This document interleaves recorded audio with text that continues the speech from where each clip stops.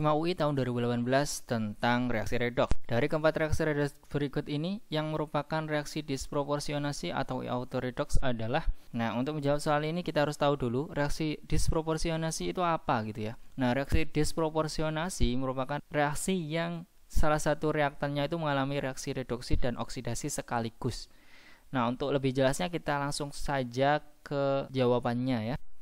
Nah, untuk menentukan reaksi redoks itu kita harus tahu dulu biloks unsur masing-masing ya. Di sini O-nya itu adalah -2, kemudian -2 pindah ruas jadi +2, kemudian dibagi 2 itu adalah +1 ya. Kemudian SO2 di sini O-nya adalah -2 kali 2 -4 pindah ruas +4 ya. S-nya itu unsur bebas berarti 0. Kemudian untuk H2SO4 ini jadinya kalau kita ionkan kan H+ sama SO4 2-. Jadinya ini +1. Terus ini -2 kali 4 itu -8. -8 pindah ruas +8. Karena SO4 2- dikurangi 2 ya berarti +6.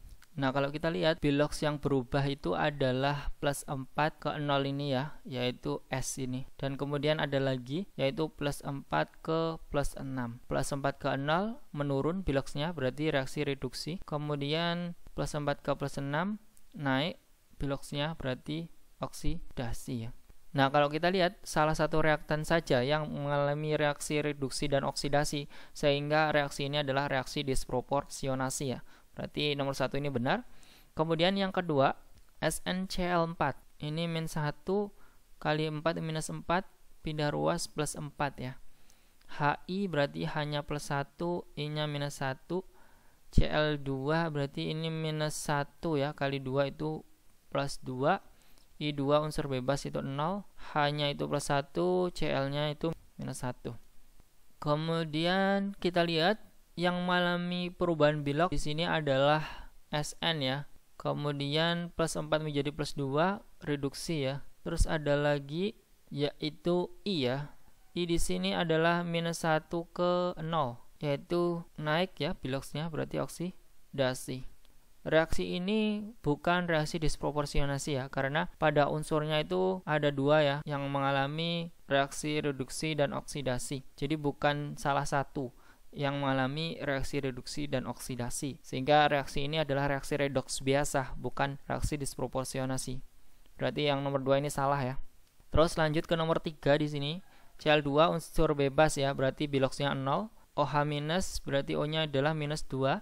-2 pindah ruas itu +2 kurangi 1 karena OH- berarti +1 ya di sini.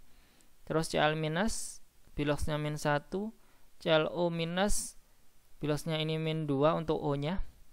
Kemudian pindah ruas jadi +2 dikurangi 1 +1 ya. Kemudian H2O ini -2 pindah ruas jadi +2 bagi 2 +1.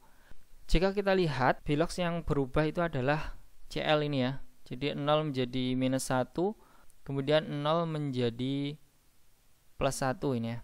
0 ke -1 berarti reaksinya reduksi karena menurun, kemudian 0 ke +1 berarti oksidasi ya. Nah, kalau kita lihat reaktannya itu salah satu saja ya yang mengalami reaksi reduksi dan oksidasi, sehingga reaksi ini adalah reaksi disproporsionasi. Berarti nomor 3 ini benar ya. Kemudian yang nomor 4, MnO2, O-nya itu -2 kali 2 -4 pindah ruas +4 ya. Kemudian HCl +1 -1. Kemudian MnCl2, Cl-nya itu -1 kali 2 -2 pindah ruas +2 ya. Cl2 unsur bebas berarti 0. Ini -2 +1 ya. Yang mengalami perubahan biloks di sini adalah Mn +4 ke +2.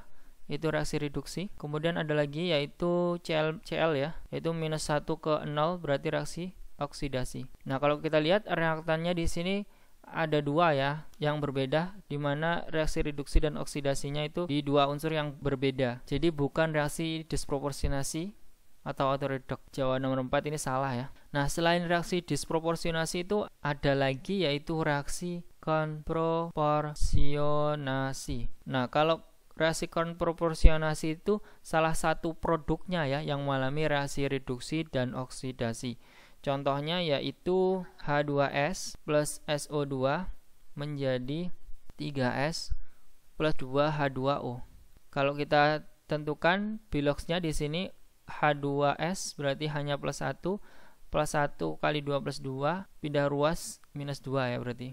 Di sini minus 2, minus 4, karena dikali 2 ya ini. Terus minus 4 ini pindah ruas jadi plus 4 ya. S ini unsur bebas berarti 0, H2O ini minus 2, minus 2 pindah ruas plus 2, bagi 2 itu plus 1 ya. Nah kemudian yang mengalami perubahan Bilox di sini adalah minus 2 ini ke 0 ya, S-nya ini. Terus ada lagi plus 4 ke 0. Plus 4 ke 0 reaksinya reduksi, minus 2 ke 0 oksidasi. Nah, kalau kita perhatikan di sini reaksinya itu yang hanya mengalami reduksi dan oksidasi pada produknya adalah salah satu saja ya, yaitu S ini. Sehingga reaksi ini dinamakan reaksi konproporsionasi. Jadi bedakan ya antara reaksi konproporsionasi sama disproporsionasi.